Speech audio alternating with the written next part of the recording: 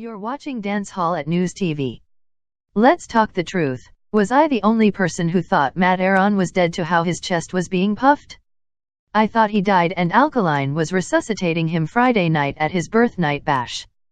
I don't think any man should ever talk to another man the way Alkaline did to Matterhorn. Not even a child should ever be spoken to in such a manner. Ya no star, what him get himself into? Imagine as a married man, a next man telling you that you are a pussy.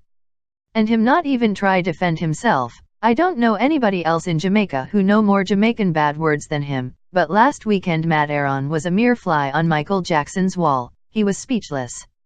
I agree, those two gentlemen surrounding Alkaline might have been the reason he never attempted to offer up any sort of apology for playing a Nemesis song at a party. I just feel away, trust me. Those few seconds were a real indication of where our dancehall music is.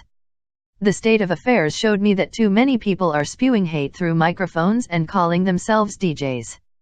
We need structure and adherence in the dancehall, and real fast too. Me just glad Matterhorn held his cool, cause if him head hot and Alkaline head hot, that clash would have made some real interesting videos. Laughing would have spoiled Friday, I swear. Thank you for watching. Don't forget to like, subscribe and share the video. So until the next video, respect to Lieutenant Stitchy Popcaan, Wolfman Ricky Stereo, and Daddy Blue. I'm out.